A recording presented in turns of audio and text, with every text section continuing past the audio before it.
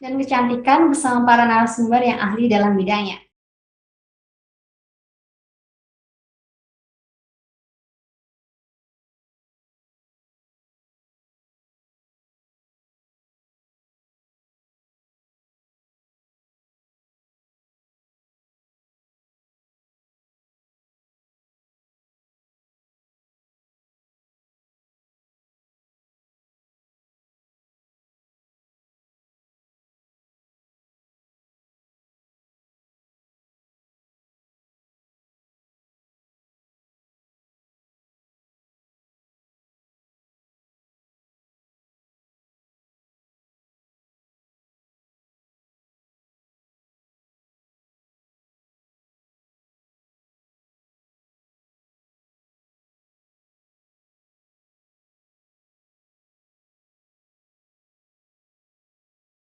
Tak lupa, saya ingatkan Sobat Sehat untuk selalu menerapkan protokol kesehatan selama beraktivitas di luar rumah guna melindungi diri sendiri dan orang lain.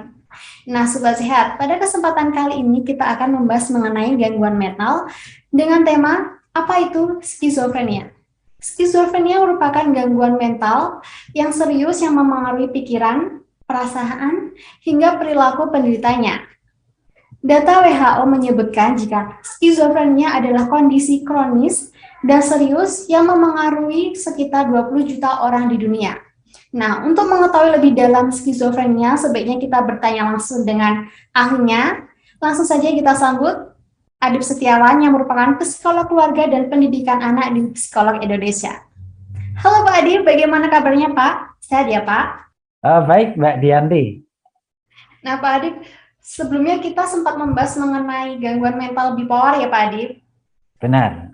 Nah untuk kali ini kita akan membahas mengenai skizofrenia nih Pak Adip. Mungkin sebelum membahas lebih lanjut bisa dijelaskan terlebih dahulu nih Pak Adip, sebenarnya gangguan mental ini tuh seperti apa sih Pak Adip? Silakan Pak Adip. Ya, jadi skizofrenia ini gangguan yang paling kronis. Gangguan kejiwaan yang paling kronis ditandai dengan adanya halusinasi, delusi, sehingga terjadi perubahan perilaku dan juga sikap seperti itu. Jadi bisa dikatakan apabila gangguan mental ini lebih kronis dibanding dengan bipolar kemarin ya Pak Adip? Benar. Baik, lantas untuk penyebabnya sendiri seperti apa sih Pak Adip? Skizofrenia ini penyebabnya adalah tekanan kehidupan yang ekstrim, gitu. Jadi kan kadang-kala kan dalam kehidupan sehari-hari itu kan tekanan kehidupan tiap orang kan berbeda-beda. Kalau tekanannya itu sangat-sangat ekstrim, ini bisa memicu terjadinya skizofrenia ini, seperti itu. Jadi bisa dikatakan apakah seperti depresi yang mungkin tidak bisa dikendalikan oleh penderitanya, seperti itu Pak Adip? Ya, memang tekanan-tekanan kehidupan itu kan banyak ya. Salah satunya tekanan kehidupan itu bisa menyebabkan depresi, bisa menyebabkan bipolar, dan juga tentunya bisa menyebabkan skizofrenia ini gitu. Tentunya tekanan-tekanan ekstrim itu kan contohnya kekerasan, baik kekerasan yang sifatnya verbal maupun fisik seperti itu. Yang jelas ekstrim. Kalau nggak ekstrim nggak menyebabkan ini. Selain ekstrim, ditambah lagi ada peristiwa-peristiwa penyesuaian diri yang kurang seperti itu. Baik. Nah tadi di awal sempat Pak Adip sempat menyinggung mengenai ciri-cirinya yaitu seperti halusinasi, kemudian delusi ya Pak Adip. Lantas Benar. adakah ciri-ciri ataupun gejala lainnya yang mungkin bisa diamati Pak Adip dari penderita ini? Yang jelas gejala utama adalah halusinasi sama delusi. Tentunya gejala-gejala lain ya bisa aja gitu kan. Gejala lain misalnya dia menjadi mudah marah misalnya, tidak menerima kenyataan hidup, menyalahkan keadaan, menyalahkan orang lain, menyalahkan diri sendiri, terlalu pendiam misalnya. Nah, itu ciri-ciri lain seperti itu. Lantas sama halnya dengan penyakit lainnya, apakah gangguan mental skizofrenia ini juga terbagi menjadi beberapa jenis Pak Adip? Ya, tentunya biasanya terbagi menjadi beberapa jenis ya. Tapi yang jelas adanya halusinasi dan delusi itu sebagai ciri utama sehingga seseorang didiagnosa mengalami skizo atau skizofrenia seperti itu. Lantas apakah skizofrenia ini mungkin atau bisa diidap seseorang sejak dini Pak Adib, bahkan sejak di dalam kandungan atau bagaimana Pak Adib? Enggak, schizofrenia biasanya diidap mulai remaja. Kan penyebabnya kan tekanan kehidupan, di mana dengan tekanan yang ekstrim, seseorang ini tidak bisa menyesuaikan diri dengan tekanan itu, tidak bisa mengatasi, menghadapi tekanan-tekanan yang ada, karena keterbatasannya pengetahuan, keterbatasannya bagaimana dia mengatasi masalah-masalah yang dihadapi itu. Sehingga di usia remaja ataupun di usia kurang lebih 14 tahun ke atas bisa mengalami ini, seperti itu. Jadi belum bisa dikatakan apabila skizofrenia ini bisa terjadi sejak lahir, misalkan orang tuanya ada yang mengidap skizofrenia, kemungkinan nanti anaknya lahir langsung mengidap seperti itu, tidak mungkin ya Pak Adib?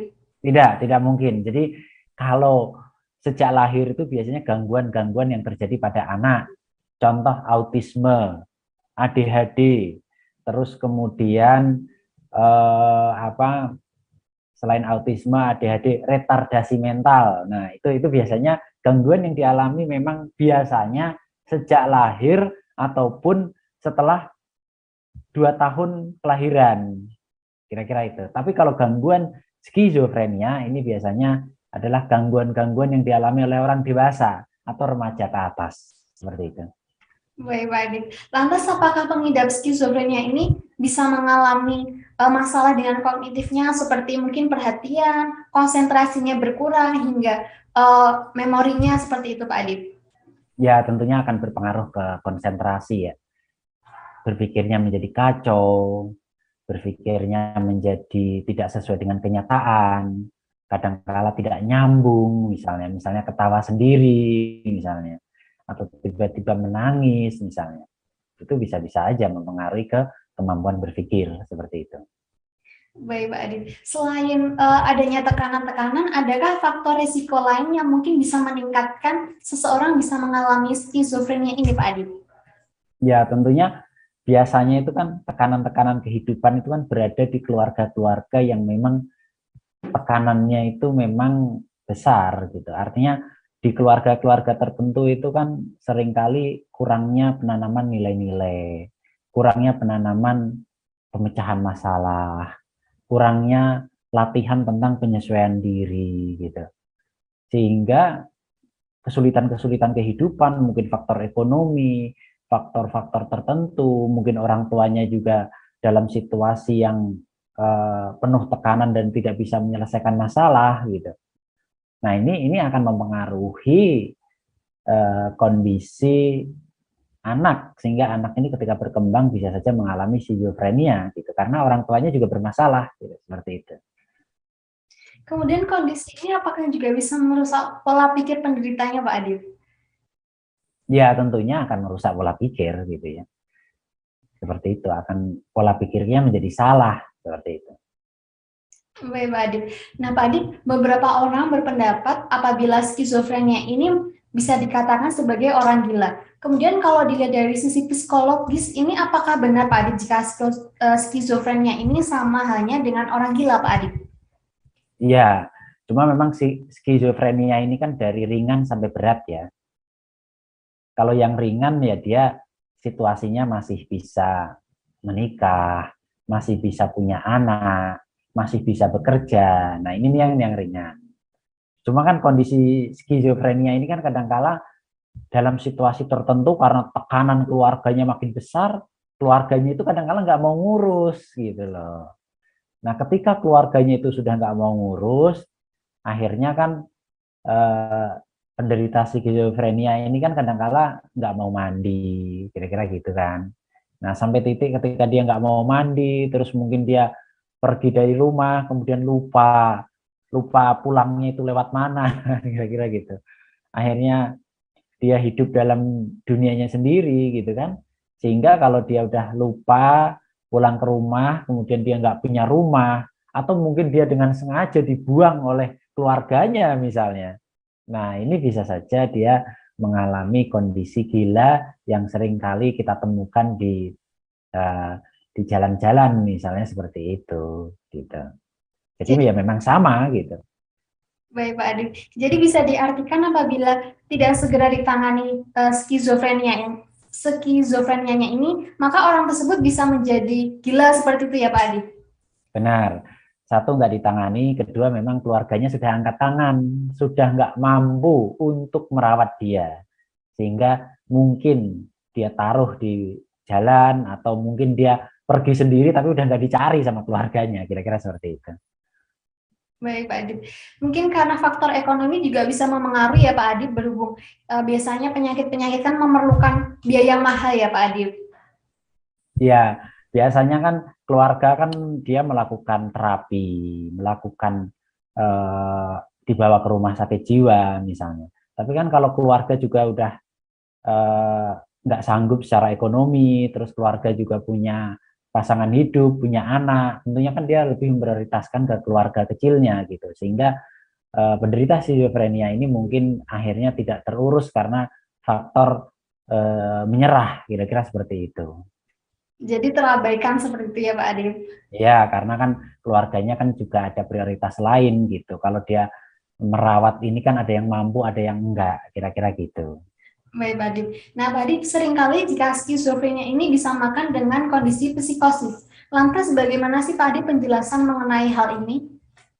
Ya, jadi psikosis ini kan ini ya, adanya diskoneksi antara kenyataan gitu. Jadi dia itu sudah hidup dalam ketidaknyataan, kira-kira gitu. Jadi adanya diskoneksi dengan kenyataan hidup gitu. Atau dia itu sulit membedakan antara imajinasi dan kenyataan, seperti itu. Jadi psikosis itu tidak bisa membedakan antara imajinasi dan kenyataan. Nah, artinya seseorang yang mengalami psikosis, salah satu penderita psikosis adalah skizofrenia, gitu, di mana dia mengalami halusinasi, kemudian mengalami delusi. Nah, jadi kalau halusinasi ini kan adanya persepsi dari penglihatan, pendengaran yang berbeda dengan kenyataan. Jadi kalau orang tuh melihat kursi, itu bisa saja yang muncul adalah monster misalnya, atau orang melihat pohon yang muncul nenek-nenek misalnya. Nah ini kan adanya persepsinya itu menjadi salah.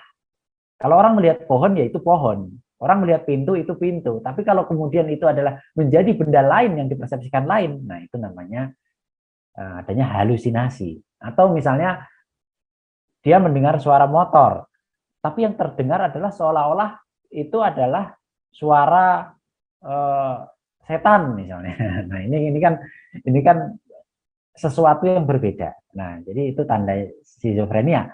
Terus salah satu tanda skizofrenia lainnya adalah waham atau delusi. Delusi ini kan contohnya misalnya delusi kebesaran. Delusi kebesaran itu mungkin orang merasa menjadi raja, atau orang merasa menjadi presiden, atau orang merasa menjadi ulama besar, atau merasa menjadi nabi misalnya. Nah ini kan waham kebesaran, yang kenyataannya enggak gitu. Itu hanya terjadi dalam perasaan dia saja. Atau dia merasakan waham merasa dia dianiaya misalnya. Padahal orang lingkungan sebenarnya tidak menganiaya, cuma dia merasakan waham adanya penganiayaan gitu. Padahal nggak ada. Atau orang merasa adanya waham tentang pasangan hidupnya selingkuh. Padahal pasangan hidupnya nggak selingkuh, misalnya. Kira-kira atau merasa dia sakit tertentu, padahal enggak, nah, misalnya gitu. Merasa sakit tertentu, padahal enggak, gitu. Ya walaupun setelah peristiwa COVID-19 ini banyak juga orang merasa sakit, padahal enggak. Tapi kalau itu dalam kondisi ringan, ya itu belum skizofrenia gitu. Tapi kalau diiringi dengan halusinasi tadi, ditambah waham-waham yang makin banyak, ya itu bisa saya skizofrenia. Nah, cuma penderita psikosis ini belum tidak hanya skizofrenia. Jadi bisa gabungan dengan penyakit mental lainnya ya, Pak Adib? Ya selain skizofrenia mungkin gangguan psikosis ini kan bisa saja orang yang dia depresi sangat berat misalnya. Orang yang depresi sangat berat akhirnya di kamar terus. Dia merasa bahwa tidak bisa membedakan antara kenyataan dan imajinasi. Dia itu berimajinasi bahwa dirinya itu benar gitu. Sementara orang tuanya salah, terus temannya salah, saudaranya salah, tapi dia merasa kenapa yang salah itu melukai saya, nah, kira-kira gitu kan. Nah, jadi dia mengalami psikosis juga gitu, di mana dia tidak bisa menerima kenyataan bahwa dirinya yang harusnya menyesuaikan diri dengan lingkungannya.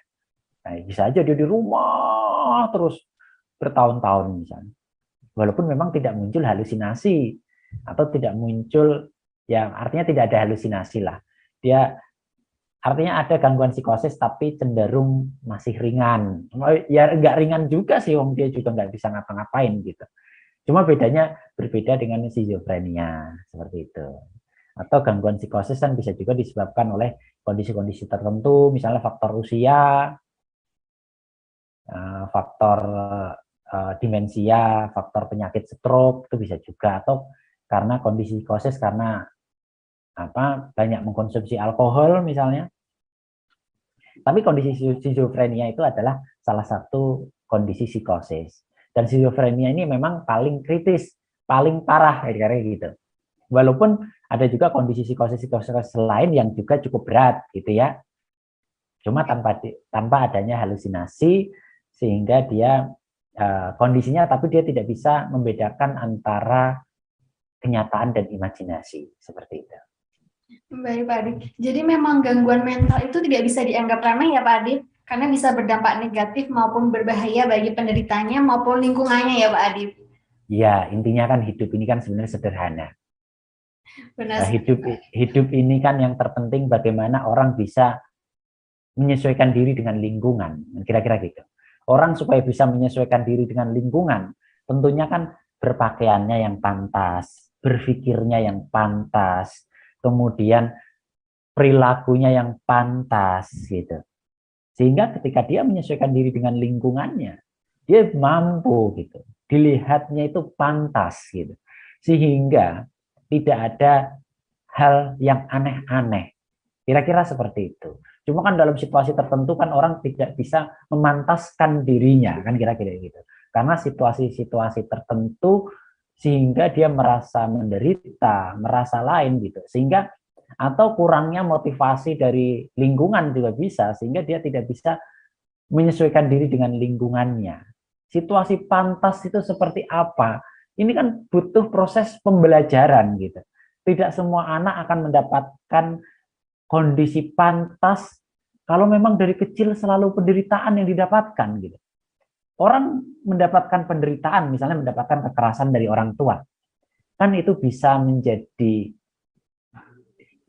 kalau dia dapat semangat, ya dia bisa menyesuaikan diri, dia akan menerima kondisi itu, kemudian dia akan berjuang supaya maju kan kira-kira gitu.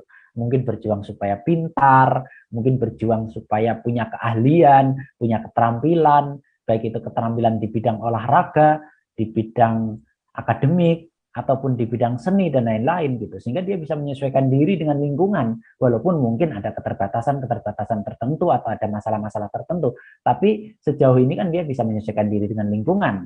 Akhirnya gangguannya kan cenderung lebih ringan daripada yang memang dia tidak mendapatkan motivasi dari lingkungan, sehingga dia tidak tahu bagaimana menyesuaikan diri dengan lingkungannya gitu. Contoh misalnya ketika kecil terlalu banyak main game, dia tidak menyesuaikan diri dengan lingkungan di luarnya, sehingga di rumah hanya main game terus, sehingga akhirnya mengalami gangguan psikosis misalnya, kira-kira gitu. Atau mungkin dia mendapatkan tekanan-tekanan hidup, tiba-tiba salah satu orang tuanya meninggal dunia misalnya, akhirnya dia mengalami skizofrenia misalnya karena tidak bisa menerima kenyataan hidup misalnya. Nah itu situasi-situasi yang memang penduduk Indonesia kan banyak, kurang lebih 280 juta manusia misalnya. Nah ini kan ada yang bisa menyesuaikan diri dengan lingkungan dengan baik, ada juga yang enggak gitu kan. Tentunya kan dalam situasi tertentu ada aja yang mengalami gangguan-gangguan kejiwaan ini karena memang hidupnya tidak sesuai harapan kan kira-kira gitu. Apalagi tekanan hidup sangat banyak ya Mbak ya. Mulai dari pandemi COVID-19, ekonomi, tekanan-tekanan hidup, sehingga itu akan membuat ada-ada saja seseorang yang mengalami gangguan ini gitu. Seperti itu. Jadi memang perlunya motivasi ataupun dukungan dari keluarga maupun lingkungan sekitarnya Pak Adip. Iya, cuma kan persoalannya keluarganya juga kadang-kadang kurang motivasi juga. Benar sekali Pak Adip. Nah, Karena seperti itu. belum terlalu memahami seperti itu. Jadi perlunya literasi itu memang penting sekali Pak Adip ya.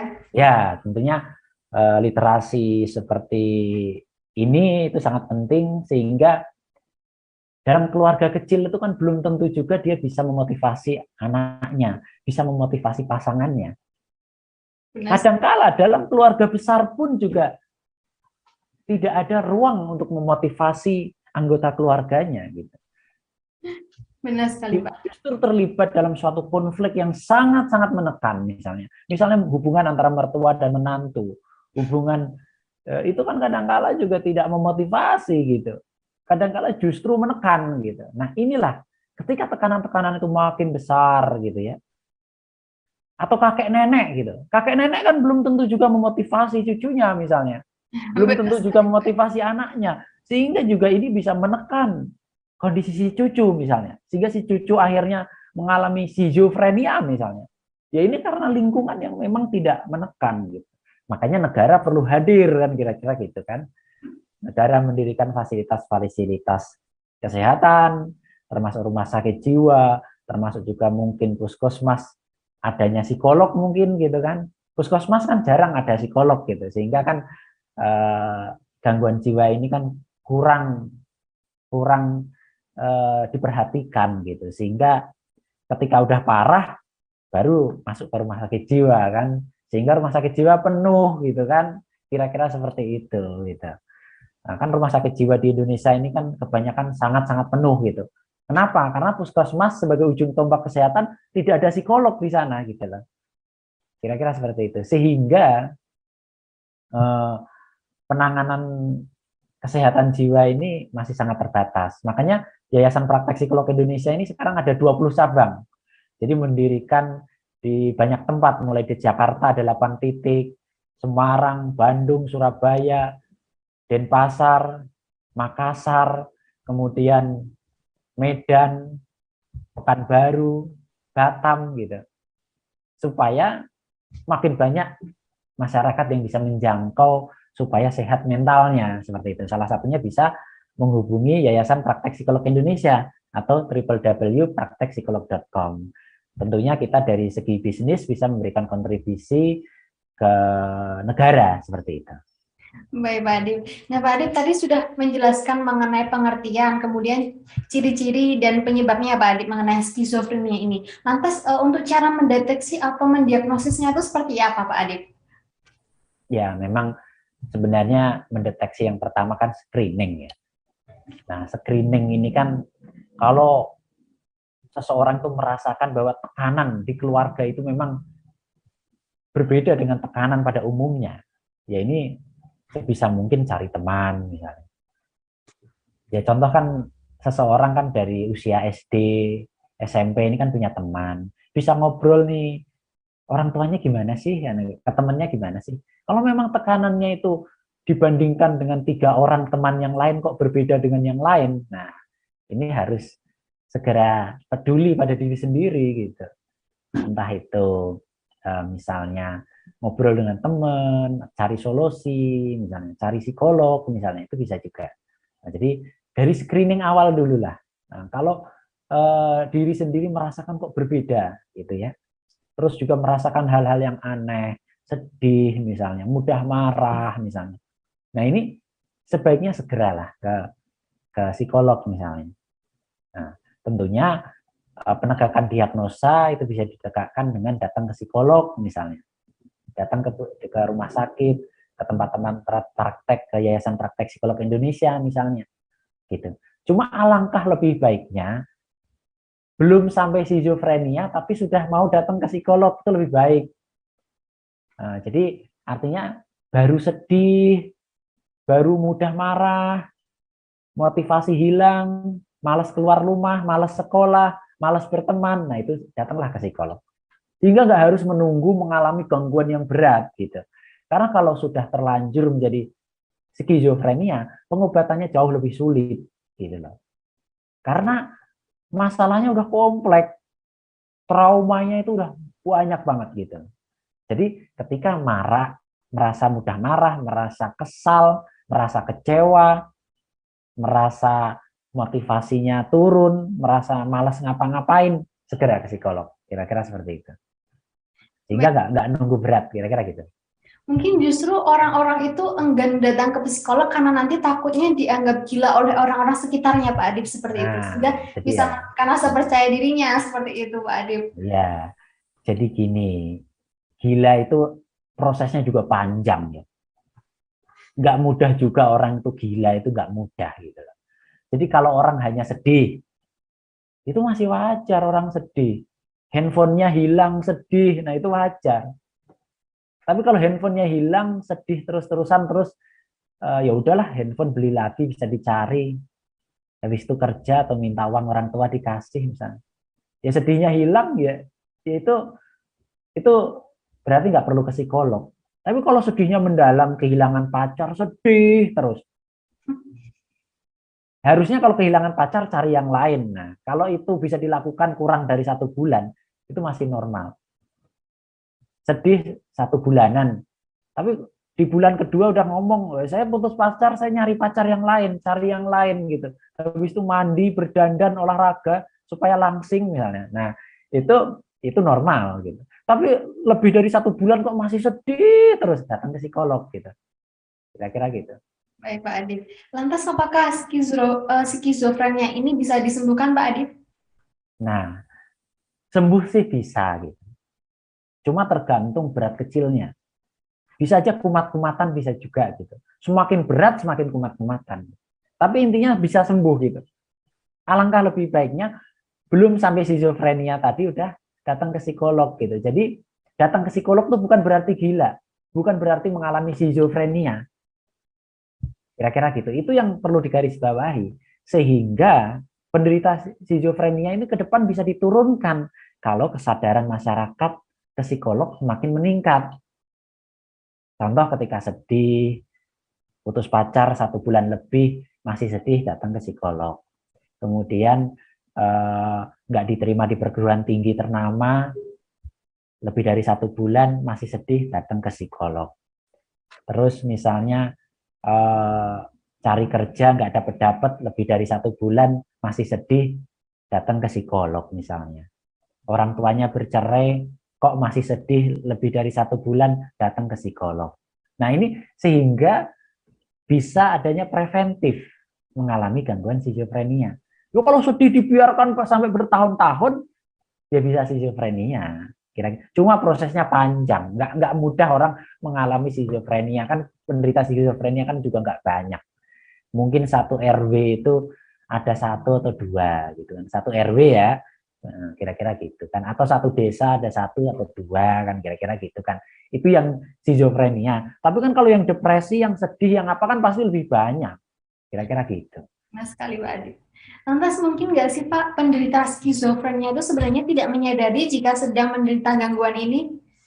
Ya biasanya kan kalau orang mengalami sedih aja nggak sadar kalau dia sedih.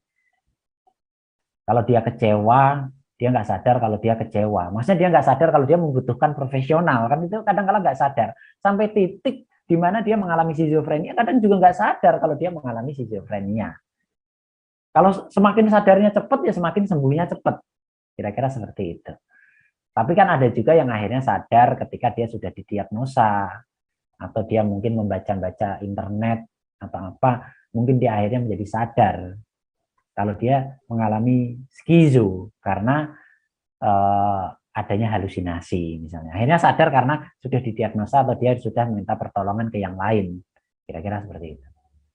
Jadi memang penting sekali untuk memahami diri sendiri ya Pak Adib, baik itu dari kesehatan mental maupun kesehatan tubuh lainnya ya Pak Adib. Dan enggan untuk datang ke klinik maupun ke psikolog apabila sudah mengalami hal-hal tersebut ya Pak Adib tentunya. Ya. Mengalami kekerasan, sedih, kecewa, kemudian mengalami kesedihan lebih dari 1 bulan karena peristiwa-peristiwa tertentu, entah kehilangan orang tua bercerai, nilainya turun, kekerasan orang tua dan lain-lain gitu kan, putus pacar misalnya, masuk perguruan tinggi negeri nggak bisa misalnya, terus kemudian masuk bekerja sulit misalnya, lebih dari 1 bulan sebisa mungkin, kalau perlu kurang dari 1 bulan lah, 2 mingguan kalau emang sedihnya benar-benar, ini kok paling sedih sepanjang hidup. Selama hidup ini saya nggak pernah mengalami kesedihan seperti ini. Oh, ini benar-benar sedih saya. Datanglah ke psikolog. Baik, Pak. Bisa menghubungi ke Yayasan Praktek Psikolog Indonesia atau www.praktekpsikolog.com supaya segera ditangani. Seperti itu. Baik, Pak Adip. Nah, Pak Adip, lantas terapi apa saja sih, Pak, yang mungkin bisa diberikan kepada penderita skizofrenia ini, Pak Adip? Mungkin bisa dijelaskan nih, Pak Adip. Kalau sudah mengalami skizofrenia, biasanya memang selain perlu mendapatkan terapi apa yang disebut dengan psikoterapi. Nah, psikoterapi itu di dalamnya ada hipnoterapi, ada juga cognitive behavior terapi, ada client center terapi. Metodenya di situ banyak. Itu metode-metode untuk menghilangkan trauma. Itu metode-metode untuk supaya semangat. Kira-kira gitu. Nah, itu bisa dengan psikoterapi. Makanya kalau bisa baru mengalami kesedihan, kecemasan, terus down, gangguannya masih ringan, segera ke psikolog.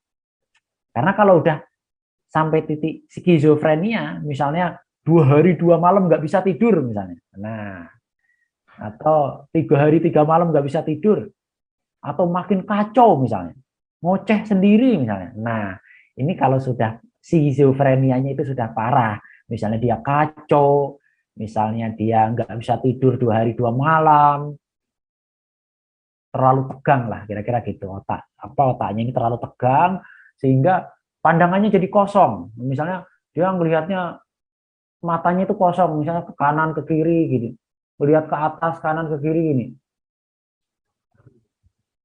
sambil teriak-teriak kacau. Nah, kalau ini selain psikolog butuh psikiater juga, butuh obat. Kenapa? Karena udah kacau, udah parah. Sehingga untuk menstabilkan supaya matanya itu tidak begini terus, supaya enggak supaya dia enggak gitu-gitu terus misalnya, perlu obat dan juga psikoterapi. Nah, jadi butuh juga farmakoterapi yang parah.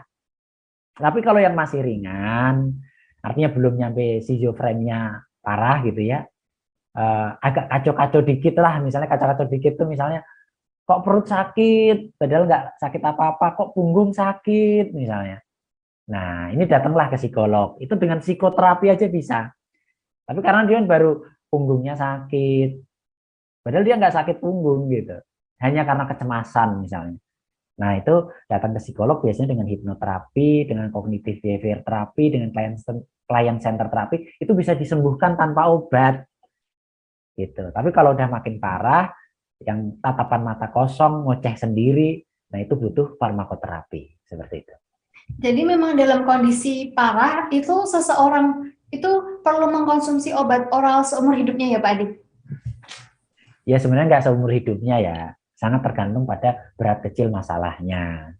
Ya semakin berat, ya bisa dikatakan nggak seumur hidup lah, harusnya nggak seumur hidup lah, seperti itu. Baik, Karena kan ini kan situasi yang tidak permanen gitu, artinya ya mungkin berapa tahun atau berapa bulan, setelah itu kondisinya stabil, nanti obat lepas secara bertahap, sepanjang lingkungan keluarga ini mendukung ya bisa saja lepas dari obat seperti itu. Baik, Pak Adip. Nah, Pak Adip, ini ada beberapa pertanyaan dari Sobat Sehat, boleh saya ajukan ya, Pak Adip? Silakan. Baik. Nah, Pak Adip, bagaimana cara membuat pengidap skizofrenia bisa menjalani aktivitas sehari-hari dengan baik, Pak? Lalu bagaimana cara membuat penderita bisa menerima kondisinya seumur hidupnya? Bagaimana, Pak Ya Adip? tentunya aktivitas itu bisa baik kalau tidurnya cukup, makannya cukup, dan punya aktivitas. Kalau penderita skizofrenia ini ibu rumah tangga misalnya, jadi harus punya aktivitas misalnya memasak, merawat anak misalnya. Kalau penderita skizofrenianya ini mahasiswa, ya dia masih harus bisa mengerjakan tugas-tugas kuliah, kira-kira seperti itu. Sepanjang dia bisa mengontrol kondisi skizonya ini, penderita skizofrenia ini bisa melakukan aktivitas sehari-hari gitu. Kira-kira seperti itu. Walaupun kalau misalnya tatapan matanya udah kosong, terus dia udah pergi dari rumah kemudian lupa pulang ke rumah, nah ini perlu bantuan obat dulu seperti itu. Baik Pak Adib. Nah Pak Adib, lanjut ke pertanyaan selanjutnya Pak Adib.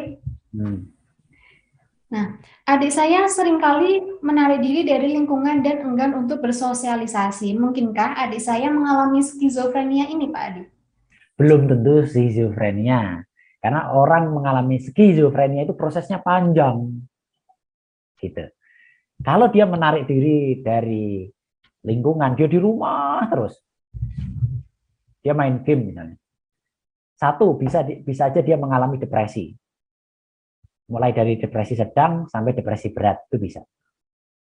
Kedua, kalau misalnya dia udah nggak mau ngomong, keluar rumah ngomong nggak mau, bisa saja dia mengalami gangguan psikosis. Dia udah nggak mau ngomong loh, makan masih mau sih, nulis-nulis sedikit masih mau. Bisa jadi dia mengalami psikosis. Tapi bisa juga mengalami gangguan skizofrenia ini. Kalau adanya halusinasi dan delusi. Halusinasi misalnya dia merasa kok kayak ada setan, pohon kok merasa itu setan, sapu kok disangka mau menusuk dia sapunya gitu misalnya, padahal itu sapu nggak bergerak kan, kira-kira gitu. Atau misalnya dia mengalami waham, entah waham kebesaran, merasa nabi misalnya, waham terus juga waham penderitaan, merasa dia menjadi orang yang paling menderita misalnya. Nah terus juga dan lain-lain gitu ya. Biasanya orang tua perlu menerapkan pola asuh yang autoritatif. Anak jangan dimanja, berikan juga tanggung jawab. Jadi pola asuh itu kan intinya memberikan pola asuh autoritatif, memberikan kasih sayang, sekaligus memberikan aturan. Nah, aturannya apa? Ya kalau anak itu harus sekolah, nah itu aturan. Harus keluar rumah, supaya apa? Supaya bisa menyesuaikan diri. Ya kalau anak sekolah enggak, di rumah terus, ya mau jadi apa? Penyesuaian diri dengan lingkungan enggak bisa. Akhirnya di rumah terus, ya bisa mengalami gangguan tadi. Artinya orang tua harus sadar, anak ini dikasih tekanan. Kasih tekanan, tapi bisa menyelesaikan tekanan itu. Tekanan apa? Atau dikasih tuntutan lah. Entah tuntutannya itu ke sekolah, bermain sepeda, itu kan tuntutan hidup. Kadang-kala orang tua juga nggak tahu tentang tuntutan hidup. Contoh anak SD main sepeda aja nggak bisa. Nah, terus gimana? Main sepeda ini kan dibutuhkan. Waktu SD main sepeda, waktu SMP bisa naik motor, waktu SMA bisa naik mobil. Nah, ini kan kompetensi kehidupan.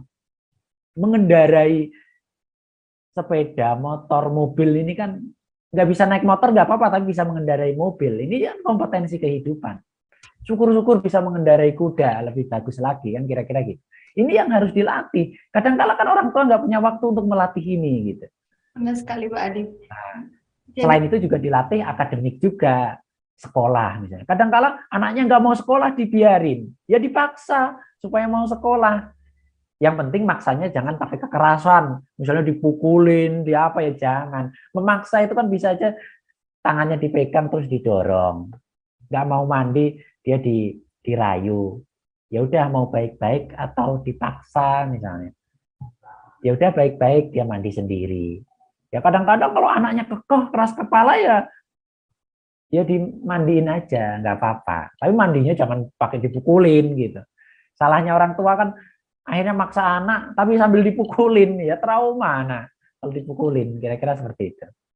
Jadi memang dalam penerapan pola asuh itu harus seimbang ya Pak Adib, antara aturan, kasih sayang, kemudian dan tanggung jawab tentunya ya Pak Adib. Ya biasanya kan anak-anak terlalu dimanja, akhirnya dia nggak mau keluar rumah dibiarin gitu loh. Baik. Kira-kira gitu. Nah, Pak Adip, pertanyaan terakhir nih Pak Adip dari Sobat Sehat, saya bacakan ya Pak Adip. Saya pengidap skizofrenia dan sedang hamil nih Pak. Apa benar jika penyakit ini bisa menyebabkan komplikasi kehamilan hingga memengaruhi perkembangan otak anak saya? Silakan Pak Adip. Oke. Harusnya skizofrenia ini tidak berhubungan dengan janin. Nah, janin sehat kalau satu, nutrisinya cukup. Nah, ini. Jadi kalau orang tuanya itu dapat nutrisi yang cukup, artinya penderita skizofrenia ini mau makan yang teratur, cukup, akhirnya nutrisi janin ini terpenuhi. Nanti anak akan sehat. Kira-kira seperti itu. Jadi tidak ada hubungannya dengan skizofrenia. Artinya seseorang ibu hamil menderita skizofrenia ataupun tidak, ataupun normal biasa, sepanjang anaknya, janinnya ini mendapatkan nutrisi yang cukup, nanti akan lahir sehat. Seperti itu. Baik, jadi nggak perlu khawatir. Jadi yang penting ikutin aja sesuai saran-saran yang ada, yang ada penderita ataupun orang-orang pada umumnya. Yang terpenting kan namanya penderita skizofrenia kan sayang anak juga. Yang terpenting adalah ya jangan mengkonsumsi obat dan lain-lain, karena penderita skizofrenia ataupun yang tidak skizofrenia kalau mengkonsumsi obat berlebihan ya bisa aja berpengaruh terhadap tumbuh kembang anak atau tumbuh kembang janinnya, seperti itu. Tentunya bisa dikonsultasikan dengan dokter ataupun bidan, tapi clue-nya adalah jangan minum obat yang berlebihan, yang itu memang dilarang untuk ibu hamil. Yang kedua adalah harus makan makanan yang cukup nutrisi, kira-kira gitu, ke janinnya, seperti itu. Baik Pak Adip. Nah Pak Adip, sebelum menutup perjumpaan kita hari ini Pak Adip, mungkin bisa diterangkan mengenai tips maupun langkah pencegahan agar tidak mengidap skizofrenia nih Pak Adip. Silakan Pak Adip. Ya, tipsnya adalah supaya masyarakat kita skizofrenia itu angkanya bisa kita tekan. Yang pertama adalah sebenarnya gampangnya adalah melatih anak untuk menyesuaikan diri dengan lingkungan. Artinya gimana caranya anak bisa sekolah, bisa lulus, bisa bermain dengan teman-temannya.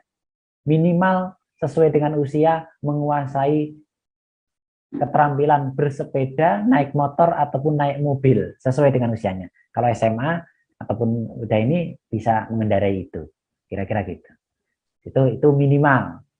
Yang kedua adalah kalau terjadi peristiwa-peristiwa yang membuat sedih, kehilangan pekerjaan, kehilangan pacar, kehilangan pendamping hidup, kehilangan anak karena meninggal misalnya, keinginannya tidak tercapai misalnya. Nah itu kalau sedihnya itu kira-kira lebih dari 3 minggu nggak hilang-hilang, segera datang ke psikolog. Bisa datang ke www.praktekpsikolog.com. Saat ini sudah ada di seluruh Indonesia. Kemudian yang ketiga adalah coba kita peduli sama keluarga dan tetangga. Kalau misalnya keluarga tetangga itu suka berantem, suka ini, cobalah tolong menolong ya. Orang Indonesia ini sebenarnya rajin tolong menolong sama keluarga atau tetangga. Nah, budaya tolong menolong ini terus dikembangkan. Karena dengan menolong ini akan mengurangi resiko-resiko skizofrenia.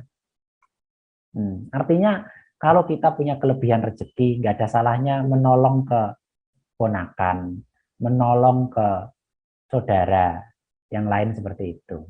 Insya Allah itu akan menjadi amal yang baik di akhirat nanti, dan juga itu akan menjadi kita juga sehat. Kan kalau kita menolong keluarga sendiri kan kita senang. Nah, sehingga tekanan-tekanan kehidupan itu akan diminimalisir.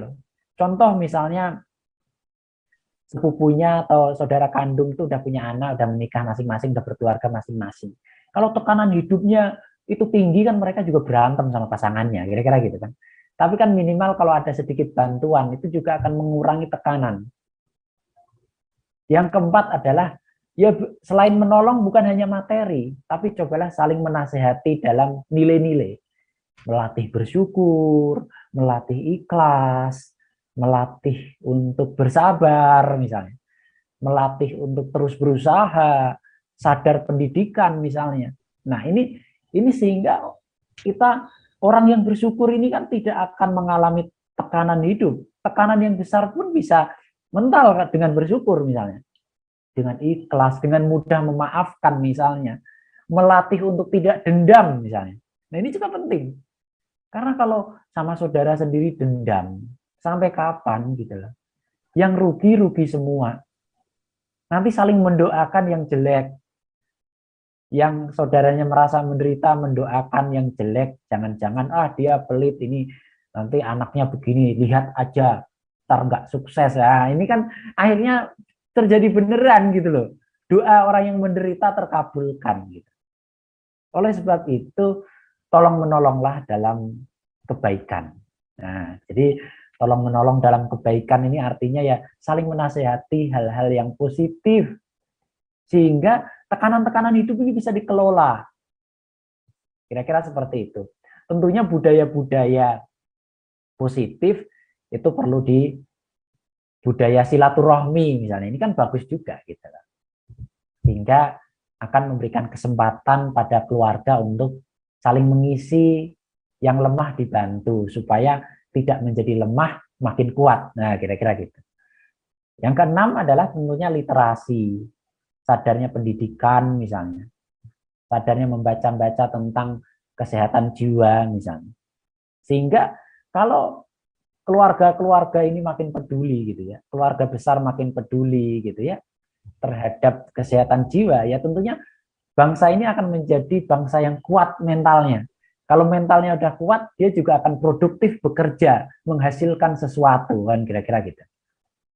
Nah, sehat jiwanya, badannya juga akan sehat. Kira-kira seperti itu. Nah, dan tentunya kalau memang sudah terlanjur mengalami gangguan-gangguan kejiwaan, ya tentunya datang ke psikolog, datang ke profesional. Terus jangan lupa lingkungan-lingkungan si penderita skizofrenia ini sebenarnya juga banyak juga yang mengalami tekanan kehidupan.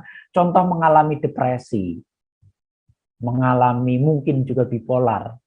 Karena kan contoh seseorang punya anak 7. Contoh yang mengalami skizofrenia 1. Kan yang 6 ini kan juga sebenarnya banyak tekanannya juga, wong dia bersaudara. Nah, tekanan-tekanan ini perlu dikelola sehingga gimana caranya tekanan ini bisa diatasi. Atau tuntutan-tuntutan kehidupan ini bisa diatasi. Gimana caranya?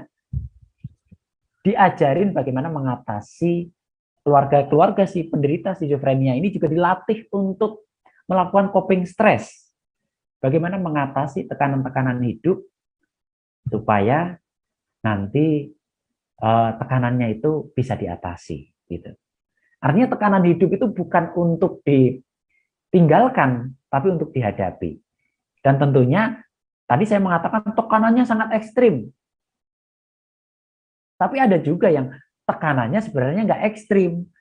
Tapi karena tidak terbiasa mengatasi tuntutan-tuntutan kehidupan, tekanan-tekanan kehidupan, sehingga seolah-olah tekanan itu menjadi berat buat si dia. Kan ekstrim itu kan bisa ekstrim menurut orang umum. Oke, bisa. Tapi bisa juga karena si anak ini tidak terbiasa mengatasi tekanan, akhirnya tekanan yang sebenarnya tidak ekstrim menjadi ekstrim bagi si penderita. Itu bisa juga. Gitu. Jadi disesuaikan dengan kondisi dari individu tersebut. Gitu. Tentunya. Nah, kalau ini dilakukan dengan baik, itu juga akan mengurangi gangguan skizofrenia. Terakhir, barangkali negara hadir. Misalnya negara menyediakan psikolog di puskesmas, di tempat-tempat tertentu gitu ya, itu juga akan mempermudah, akan mengurangi gangguan jiwa, sehingga negara ini akan semakin kuat kalau rakyatnya juga kuat. Kira-kira seperti itu. Baik, Pak Adib. Nah, Pak Adib, apabila Sobat Sehat nanti ingin melakukan konsultasi secara langsung dengan Pak Adib, mungkin bisa dijelaskan nih Pak Adib, nanti bisa menemui Pak Adib di mana, kemudian nanti kalau di web itu bagaimana prosedurnya seperti itu, silakan Pak Adib. Ya, jadi di website itu www.praktekpsikolog.com itu ada nomor telepon kantor, ada juga nomor telepon admin marketing. Nah, jadi kalau nomor telepon kantor, nelpon bisa, tapi itu call centernya di Jakarta. Tapi bisa juga langsung japri, di situ ada 4 nomor. Kalau misalnya salah satu admin jawabnya lama, japri aja beberapa nomor. Nanti akan segera dijawab secepat mungkin. Karena kita beberapa cabang itu bukanya Senin sampai Minggu. Seperti di cabang Tangsel, Makassar, itu Senin sampai Minggu. Dari pagi sampai malam, seperti itu. Tapi beberapa cabang tertentu ada juga yang buka Senin sampai Jumat aja, karena itu tempatnya ada yang punya sendiri, ada yang sewa, kira-kira seperti itu. Tentunya menyesuaikan, kalau yang sewa kan menyesuaikan dengan jam operasional si pemilik gedung, seperti itu. Nah, jadi yang terpenting bisa WA aja gitu, WA nanti akan dijelaskan harga dan juga lokasinya, seperti itu. Baik, seperti Pak. itu caranya. Baik, Pak Adib. Pak Adib, terima kasih atas penjelasannya hari ini ya Pak Adib. Materinya sangat menarik sekali untuk dibahas dan dibagikan kepada Sobat Sehat nih Pak Adib.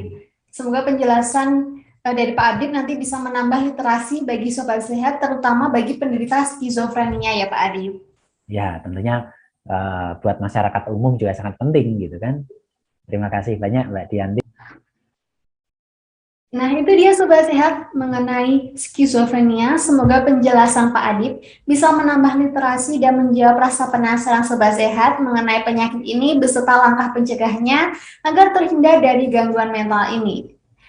Nah, apabila Sobat Sehat memiliki pertanyaan mengenai kesehatan dan kecantikan, silakan meninggalkan di kolom komentar sehingga bisa kami teruskan kepada dokter yang ahli dalam bidangnya. Nantikan episode Beauty Health selanjutnya. Saya Dianti Nawan dan segenap kru yang bertugas pamit undur diri. Sampai jumpa. Terima kasih sudah nonton. Jangan lupa like, subscribe, dan share ya.